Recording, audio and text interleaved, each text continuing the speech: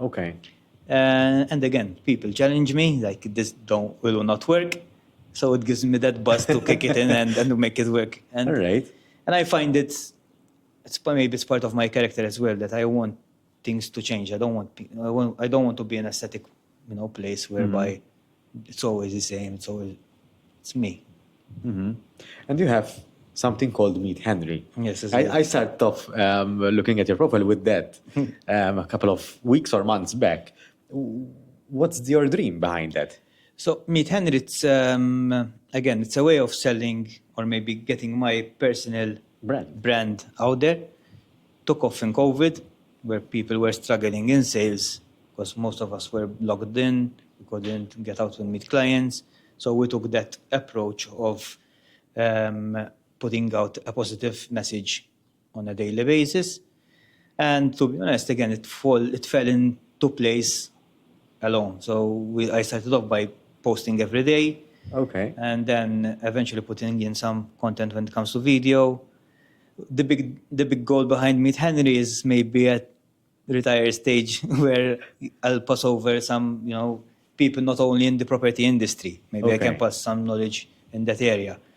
But there's no specific goal at the moment. So it's just something that if I want to speak outside of property, Meet Henry is more of a general public sort of, everyone can relate with the brand because it's not property specific at the time being, but I'm sure that eventually it will open up its own doors. All right. So again, small incremental steps, sometimes with no specific destination. Yeah. And it might open up a door.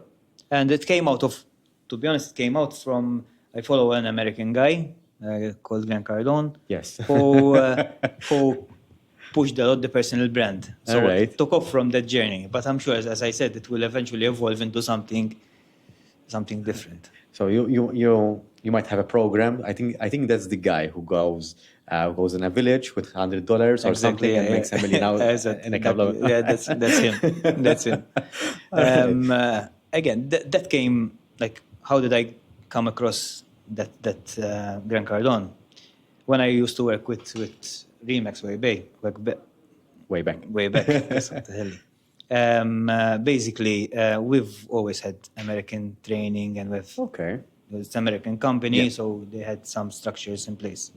When I decided to go to a local brand, again, I was challenged to, what are you doing? To going from a company which is worldwide, going to a local company which at the time had only one office. And it's true, like in a way, it was a setback, meaning that it wasn't the same structure I had at Remax. But I said I wanted to create my own structure. And one of the missing tools was getting mentored from people with a different mindset. Okay. So I went on the internet and eventually bumped into Grant Cardone and fell in love with the concept of the 10X rule, whereby you get a goal or you get something in place and you give as much effort as possible. And I kept on following this guy. Eventually, I went to his conferences abroad on a yearly basis. Over there, I met people in the industry that nowadays PIN is created behind their model, which is another American company that runs a real estate agency with a multi-listing concept.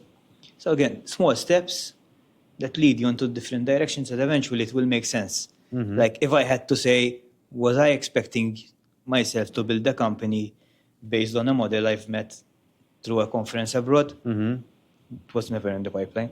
It was never in my thoughts. But eventually when you're doing these small tasks on a daily basis, it will help you create your own path. And again, thanks to that move, I've jumped into the internet, I met this guy, the book sort of influenced me. Yes. I got into it and then eventually decided to move forward on it as well. What I'm appreciating about the conversation is that in school we are taught that you have to have a kind of a dream job, a doctor, a teacher, whatever it is. And perhaps like yourself, I was the one who didn't have an end game in a way. I wasn't sure about what to make out of myself in a way. And I think most students or most youth are in that situation where they don't want to,